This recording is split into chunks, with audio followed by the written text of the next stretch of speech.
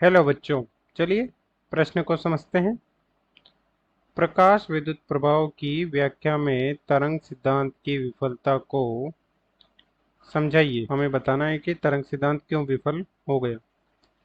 मुख्य अवधारणा में हम देखते हैं कि किसी सतह पर जब प्रकाश के कण यानी कि फोटोन आपतन होता है तो सतह से इलेक्ट्रॉन का निष्कासन होता है, जिसे प्रकाश विद्युत प्रभाव कहते हैं।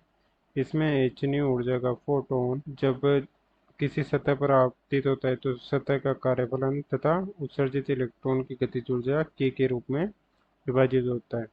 कार्यफलन को भी हम देली ऊर्जा न्यू नॉट के रूप में लिख सकते हैं तथा ये गतिज ऊर्जा के इलेक्ट्रॉन को रोकने के लिए विपरीत दिशा में लगाया गया विभव निरोधी विभव V नॉट के रूप में भी लिखा जा सकता है। यहाँ से हम देख सकते हैं कि जितनी ज़्यादा प्रकाश की तीव्रता होगी उतनी ही प्रकाश विद्युत प्रभाव से धारा प्राप्त होगी तथा हम देख सकते हैं जितनी अधिक आवृत्ति होगी उतना अधिक निरोधी विभव की आवश्यकता होगी तथा जितनी ज़्यादा गतिज ऊर्जा k होगी उतनी ही ज़्यादा आवृत्ति की आवश्यकता का फोटोन की आवश्यकता होगी। अब चलिए प्रश्न को हल करते हैं। प्रकाश विद्युत प्रभाव हमें बताना है कि प्रकाश विद्युत प्रभाव की तरंग व्याख्या क्यों विफल हो गई।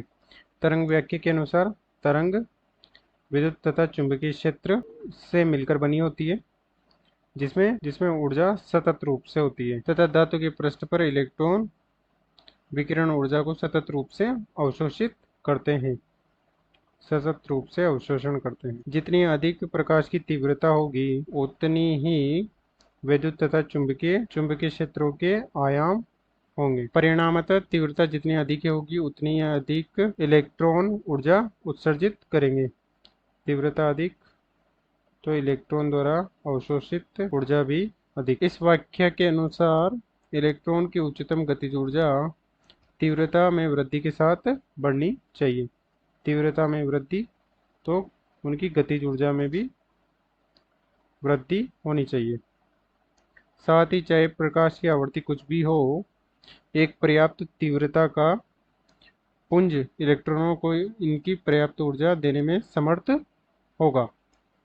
इनके धातु को पृष्ठ से निकालने के लिए आवश्यक न्यूनतम ऊर्जा एक प्रकाश के पुंज की निम्नतम तीव्रता वाले पुंज से प्राप्त होगी। इसलिए देली आवर्ती का अस्तित्व नहीं होता। देली आवर्ती का अस्तित्व नहीं होता। तरंग सिद्धांत की यह व्याख्या मुख्य उदाहरण में बताए गए कि आवृत्ति पर निर्भर करता है से एकदम विपरीत है। अतः दिए गए प्रश्न को हमने सिद्ध कर दिया है कि तरंग सिद्धांत क्यों विफल हुआ। आशा करते हैं आपको समझ में आया होगा। धन्यवाद।